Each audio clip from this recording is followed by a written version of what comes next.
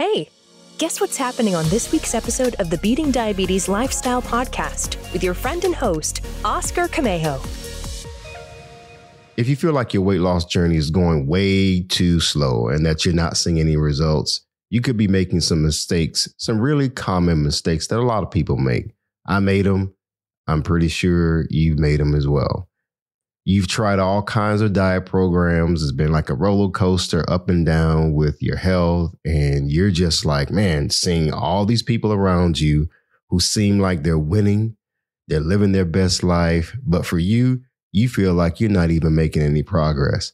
And at this point, maybe you're ready to give up, cave in and quit. You're trying to lose weight and you're not seeing any results. You know, in today's episode, we're going to talk about trusting the process even when you don't see immediate results.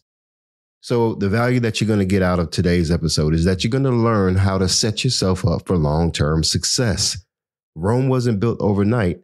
So the body that you're trying to build, the health that you're trying to build is not going to happen overnight. You're going to also receive my recommendations for achieving small victories that eventually will lead to big wins.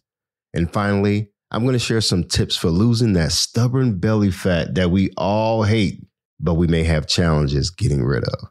So stick around to hear the rest of today's episode. You definitely don't want to miss it.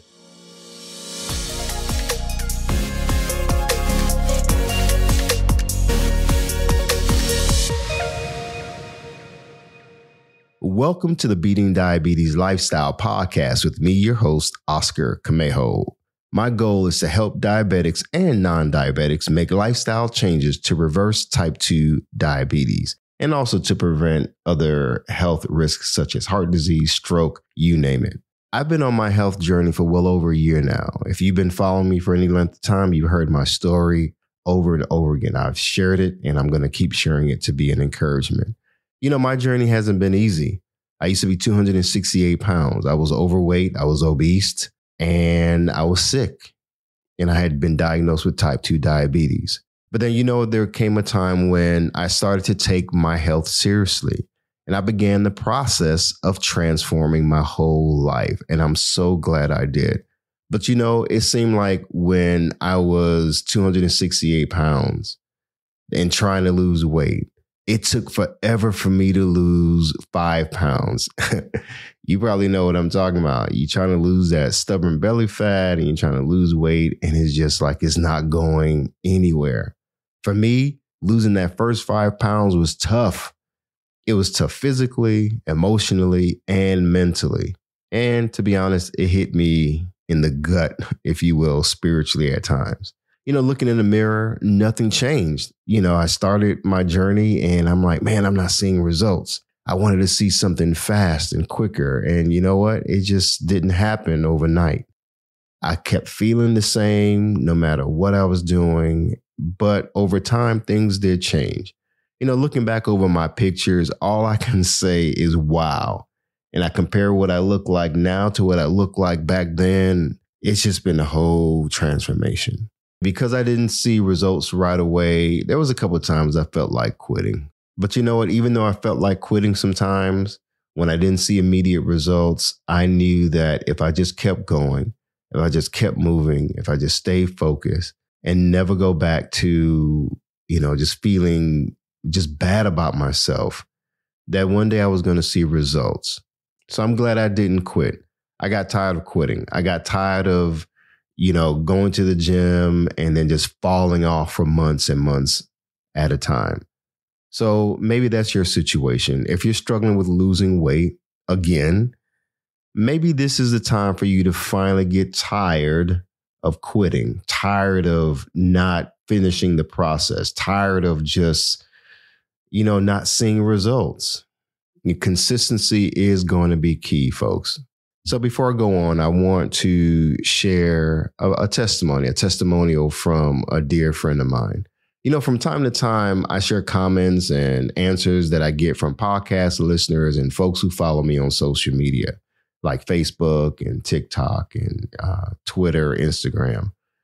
So right as I was beginning to record this episode, I received the following text message from a friend of mine who recently reached out to me about his health and, dealing with diabetes and the whole pre-diabetes thing and just really wanting to get his health on track. He had been seeing some things that I've been publishing on the podcast and on social media. And so he reached out.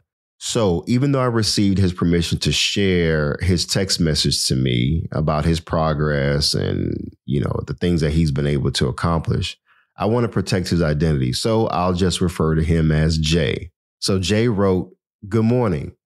Just wanted to share the results of yesterday.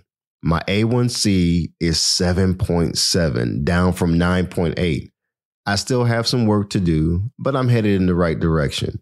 Everything else was within range. My body is retaining water, which is causing some weight gain. Other than that, I feel pretty good. I'm about to head to the gym in a few. Thanks for your support and prayers, bro. Have a good one today." Jay went on to let me know that his point of care glucose measurements had decreased over his last 3 visits. So this is pretty big, folks. He went from 309 milligrams per deciliter to 130 to 88. Now that's big because, that POC or that point of care measurement measures your glucose in a fasting state. Basically, you haven't eaten anything and so forth. So to go from 309 to 88 milligrams per deciliter in such a short period of time, that's big. That means he's making progress. I'm so proud of Jay. He's just doing what he needs to do. So not too long ago, we had a conversation. We were talking about just his health and just progress that he's been making, changes to his lifestyle, his diet, and, getting into the gym. Man, I'm so proud of Jay, man. He's doing what he needs to do. So Jay, I know you're listening to this podcast, man. I'm pretty proud of you, man. I've already told you this, but for the sake of those who's listening, I am so proud of you for sharing your progress. So, accountability and support goes a long way. We all need support. We all need help along the way. So thanks again, Jay, for sharing your story, my brother. Hey, and we need to hang out. Okay, now let's move on. Why does weight even matter when it comes to health and reversing type 2 diabetes? You may think like, hey, a little belly fat is no problem. The little beer belly ain't a big deal. It is. We need to stop playing. A lot of people don't realize that being overweight and obese is not just a thing that we should be okay with experiencing. Yeah, you may have a history. Your family may be, you may have people in your family who are big people. In certain communities, we call it big boned it. And then you're just okay with that. The holidays come around and you just eat whatever because, hey, that's what we do. My mom was big, my daddy was big, my uncle was big, everybody's big. So everybody just gets so comfortable with being big. Having put on a few extra pounds doesn't automatically mean you will develop type 2 diabetes. So I don't want you to think that, because I'm overweight, that means I'm automatically going to develop type 2 diabetes. That may not be the case, but there is a link between obesity and diabetes that we shouldn't ignore. So now let's talk about fat and fat around the midsection, fat in the body, around the body, and so forth. There's 2 types of fat that I want to focus in on. There's visceral fat and then there's subcutaneous fat. And what's the difference? Subcutaneous fat, think about the word sub meaning under, right? So subcutaneous fat is that fat that's stored just beneath your skin. That's the kind of fat that you can pinch between your fingers. Now, visceral fat is different. Visceral fat is the fat that's behind your abdominal muscles, and it can't be seen. You can't just feel it. It's surrounding your stomach, your liver, your intestines, and other organs. Visceral fat and subcutaneous fat are both types of belly fat. So that fat around the midsection, that's known as visceral fat or visceral adipose tissue. I'm teaching y'all something.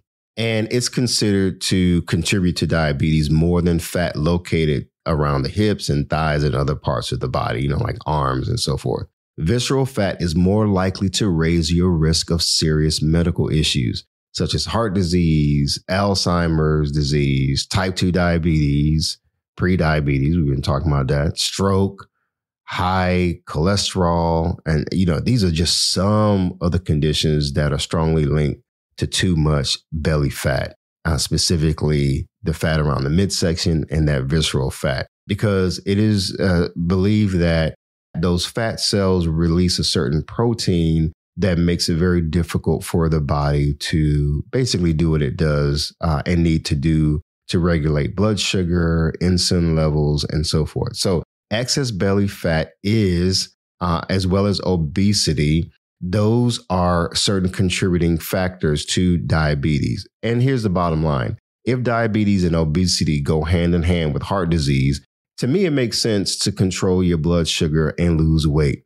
That's what I had to do. So when I started taking my health seriously and my doctor said lose weight, I had to figure out, okay, how am I going to lose weight? And I started doing some research and I realized that, most of the weight that I had accumulated, it came through my food, my lack of movement, my lack of adequate exercise, and the things I was putting in my body, such as the sugary drinks and fruit juices, sports drinks, and some other stuff. And I was like, you know what? I need to lose this belly fat because this stuff is, number one, is uncomfortable. It made sleeping uncomfortable, dealing with sleep apnea and snoring and all kinds of other stuff and just high blood pressure, high triglycerides, you name it. I was dealing with a whole bunch of stuff. So I wanted to share this with you because you can manage your weight loss through diet and exercise, the same way that you can control type 2 diabetes through diet and exercise. If you're not, if you haven't developed type 2 diabetes, but you may be considered pre-diabetic, this is a great opportunity to turn your life around, to turn your health around by making some dietary changes and exercise. Trust me, if I can do it, if I can lose over 80 pounds in less than a year, so can you. I feel great, folks, and you can too. So later on in this episode, I'm going to share some very practical tips for how to reduce that belly fat. So I don't want you to go anywhere.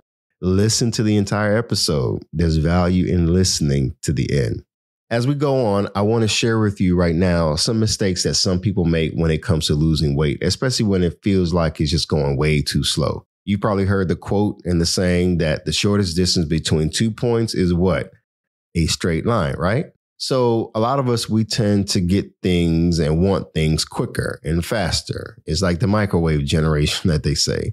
We like shortcuts. Why? Because we want to save time. We like computer shortcuts. We like the life hacks. We like the little short tweets and on Twitter. We like just quick information, short form content, as they say in marketing, in social media. We like the short clips. We just like everything just short. We want it fast, and we tongue twisting here. And we just want these 5-second TikTok videos, and we want these 5-day weight loss programs to lose 100 pounds in 5 days. Yeah, it's crazy stuff that goes on out there, folks.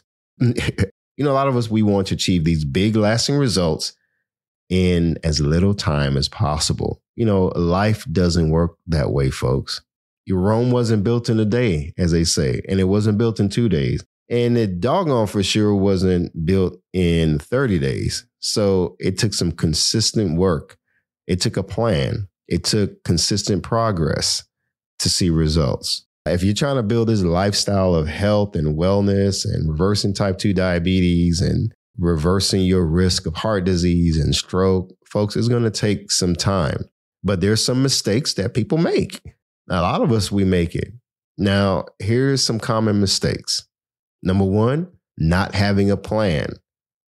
Trying whatever program is trending at the time. And I'm talking about like weight loss programs. You don't have a plan. You just go into the gym, you just show up and it's like, okay, let me try this and let me try that. And you just don't have a plan. You don't have a plan for eating. Don't have a plan for exercising. And you don't have a plan for getting proper sleep. And I can go on and on. I got a soapbox that one day I'm going to get on and talk to you guys about. But you know what? Number two, many people make the mistake of minimizing their small progresses. They're like, I only lost 1 pound. I'm not making any progress. Hello, you lost 1 pound. What's the way to lose 80 pounds? 1 pound at a time, Sometimes you minimize your progress and you're all in your head. And you're like, man, I only lost 5 pounds. But hey, guess what? You lost 5 pounds. You start thinking weight loss should be happening way much faster. Hey, I only ate 1 meal today. I should have lost like 10 pounds. Doesn't work like that, folks. Come on now. Stop playing. Number 3, you compare your progress to someone else's results. Man, comparison is a thief. It's a demotivator. Stop comparing yourself to somebody else's progress because you don't know what they're doing. You don't know what, I know somebody who used to be 300 pounds. They look great, but they took a shortcut. They had surgery done. And I'm not against anybody who decides to get surgery. I mean, there's celebrities and sports figures and popular folks who are getting surgery all the time. But there's something about putting in the work, folks. And again, I'm not dogging anybody who went and had surgery, but there's something about looking back and say, hey, you put in the work. Because you know what? You can do gastric bypass surgery. Anyway, let me leave that alone. So the bottom line is stop comparing your progress to someone else's results. You stick to the plan. So again, don't compare yourself. Don't compare anybody's results to your results. Because if you keep doing that, you're only going to set yourself up to quit over and over again. So measure your progress for you. Don't look at what anybody else is doing. So again, the mistakes are not having a plan, number 1. Number 2, minimizing your progress. Not celebrating those small victories, thinking that you're not doing enough. And also, number 3, comparing your progress to someone else's results. We don't want to do that. Now, how to avoid these mistakes is simple. Number 1, have a realistic plan.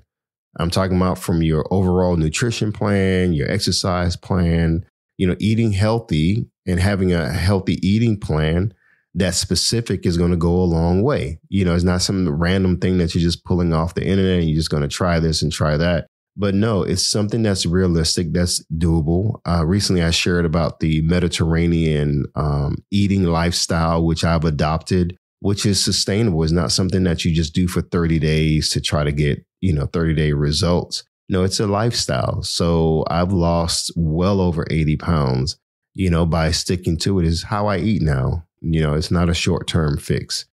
Same thing when it comes to an exercise plan.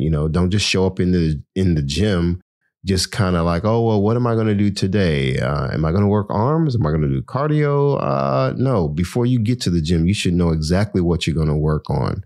And I have some recommendations that I've shared before, but for the sake of this episode, I'm going to keep it moving.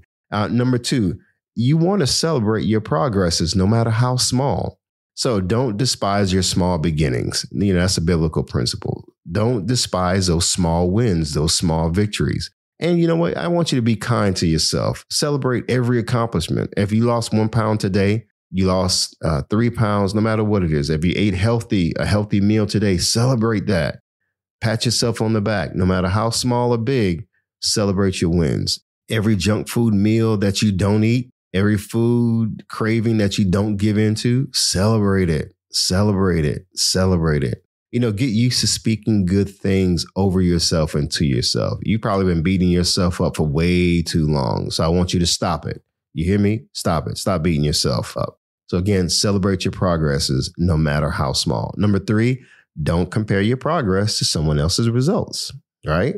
These are the mistakes that I want you to avoid. Comparison, again, is a thief of progress. So I want you to eliminate this phrase from your vocabulary. This phrase that ends in than me, than me, THAN me. For example, she's better than me.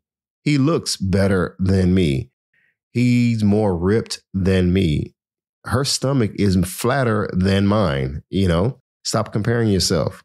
He's more disciplined at eating than me. He's getting better results than me. Stop it. Again, stop comparing yourself. Your journey towards your weight loss and living a healthy lifestyle is not a competition against anyone else. Work on being a better version of yourself today than you were yesterday. No matter how long it takes, keep moving. So I had promised you that I would share with you some tips and recommendations on getting rid of that visceral fat, that midsection fat that we were talking about earlier. The best way to lose visceral fat is by maintaining a healthy lifestyle. The key word is maintaining. That's consistency. If you think about it, showing up every day, doing what you need to do. Yes, you can lower that visceral fat level by focusing on the same diet plan or eating lifestyle and exercise plan, not just jumping from here to there, but whatever it is that works for you, I want you to stick to it. Continue the process over time. Continue the process. It doesn't matter that you've only seen small results. Keep moving. You have to keep moving. You have to be consistency. So when it comes to exercise, you should try to exercise for at least 30 minutes a day. I've shared this before. That's 30 minutes a day, the equivalent of 150 minutes per week. That should be a target for you, right? That should be something that you just consistently do. This is what you do. Again, it's not a short-term thing. This is what you want to do. You can find time, whether you go to the gym or you're exercising at home, you're walking around the park, or you're walking around your neighborhood, even at your office complex, during lunch.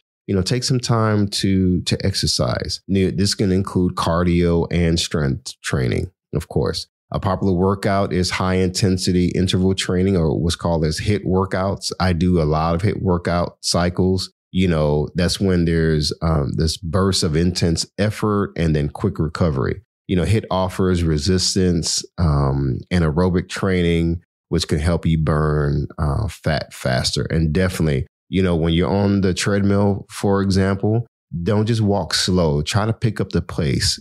You may have some issues with your knees and inflammation in your knees, but the more you build up strength in your legs and knees and your joints is going to get better. Trust me. So keep the progress going. Now, eating a healthy diet. So number one was exercise, right? How to get rid of this stubborn belly fat, obviously exercise. Number two is eating a healthy diet. Eating a healthy diet includes eating lean proteins, whole grains, low-fat dairy, fruits and vegetables. I'm a big proponent of fruit and vegetables. I want you to try to limit trans fat, the refined sugar, sodium. I went a whole year or so without adding sodium, salt, table salt to foods. Definitely cut out, the sugary drinks and the processed foods. Try some low carb diets, and eating plans. Some people like the ketogenic or the keto diet. I love the Mediterranean diet. But again, this is something that you want to do and adopt, that you can do long term, not just to, lose that belly fat right now and then go back to eating and living how you've been living. So the goal is to reduce the belly fat and keep it off. So you want to train your body to burn fat. Some people, here's number three.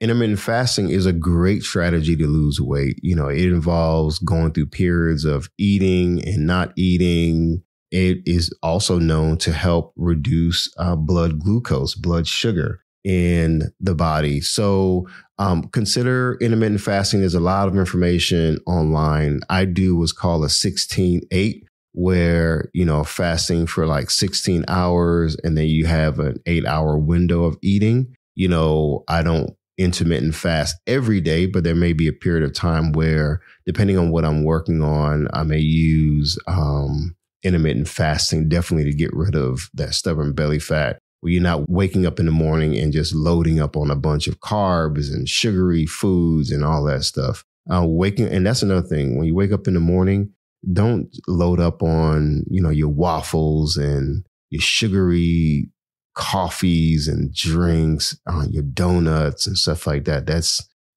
another soapbox issue. Anyway, we can talk more about that in another episode. Matter of fact, I've dealt with that in a podcast episode that's called Sugar Daddy, how to stop sugar cravings. So go back and listen to that. And of course, you need and here's number 4, of course, good sleep hygiene. Getting a good night's sleep is great for helping you to lose weight, because you're giving your body enough time to go ahead and burn fat, even while you're sleeping. Give your body a rest. so that, that fat can just start melting away even while you're sleeping.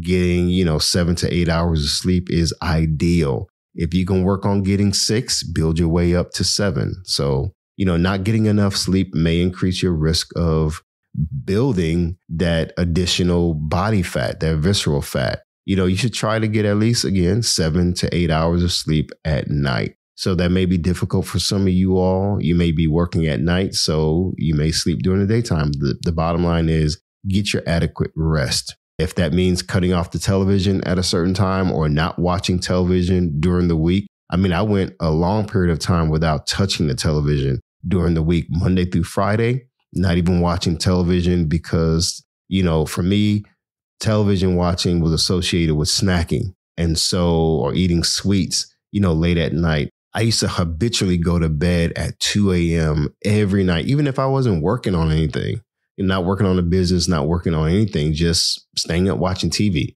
till 2 o'clock or on social media. So I decided, you know what, my cutoff time is going to be either 10 or 11 o'clock. And that's it, and I'm using my time more productively now. So in any case, let's move on. This is number 5. Reduce stress. This is big. Stress activates a hormone in your body called cortisol.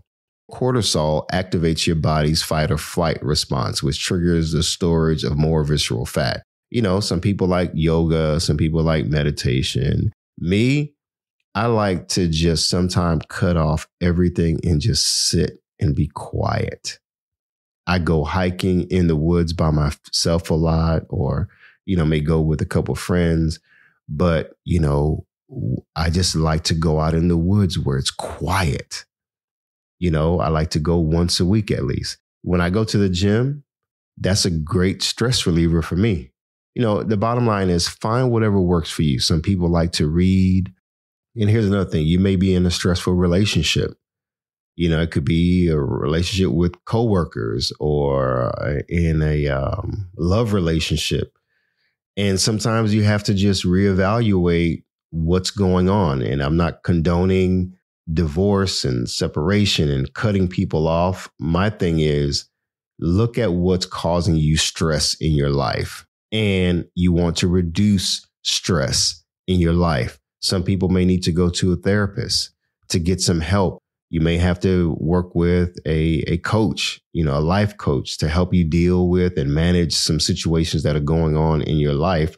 The bottom line is to reduce stress in your life because, stress is just not good mentally and definitely not physically. It's just when you have things weighing on you a lot, it affects your blood pressure, which we already know can affect stroke and lead to heart disease and heart attack and so forth. So the bottom line is do whatever you need to do to reduce stress in your life. So last on the list, number 6, limit or eliminate your alcohol intake. I don't drink alcohol at all. I probably have had one beer my whole life, and that was just to taste it.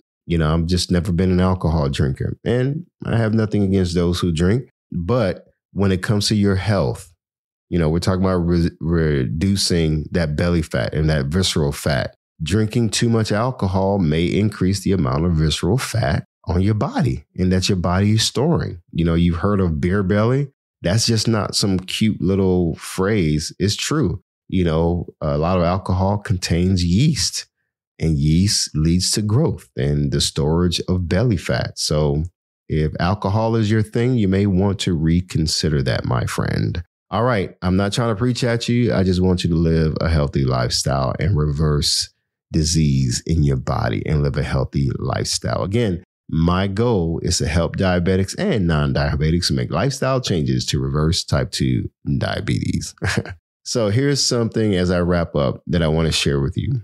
It's a resource that I've created. It's a healthy grocery shopping guide, fruits and vegetables edition that a lot of people have been downloading and they seem to enjoy it. Sometimes you may be wondering what should I eat and how should I plan, when I go grocery shopping? How do I start incorporating fruits and vegetables in my diet? I'm used to eating a lot of carbs, a lot of French fries, burgers, and these takeout foods and fast foods and these microwave dinners. How do I incorporate eating fresh whole foods in my diet? So, sometimes we need some help in making the right choices, especially when it comes to eating healthy and losing weight. I get questions almost every day from people at work and social media about what foods to start eating. Food is a big thing, folks. What we put in our bodies and what we do to our bodies makes a big difference. So I put together a short and simple guide to help you incorporate more fruits and vegetables in your diet. I talk about protein, the importance of protein, fat, and so forth. So many of us don't eat enough whole fruits and vegetables. So instead of loading up on junk food, it's probably time to load up on the healthy stuff too. Okay, folks. So go to my website at beatingdiabetieslifestyle.com/grocery list. And you'll see it's a free copy. You don't have to pay for it. You just download it and it's yours. And I want you to give me some feedback once you go through it. So hopefully it helps you out. And this week, as I wrap up, I want to leave you with a focus point. You may have gotten sidetracked somewhere along the way of achieving your health and fitness goals. That's okay. We've all been there. You're not alone.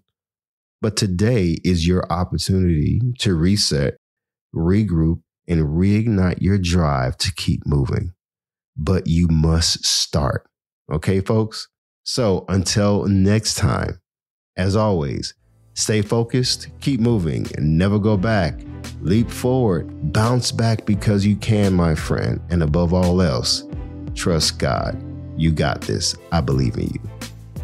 Be sure to visit the website at www.beatingdiabetieslifestyle.com for access to free resources and other information that will help you along your journey. If you would like to submit a question or a comment about the show or to learn more about the Beating Diabetes Lifestyle, you can always email me at hello@beatingdiabetieslifestyle.com. And if you haven't already, be sure to subscribe to this podcast. Hi, everyone. Thank you for tuning in to the Beating Diabetes Lifestyle Podcast with Oscar Camejo. We hope you enjoyed this episode. As a reminder, this podcast is intended for motivational and educational purposes only.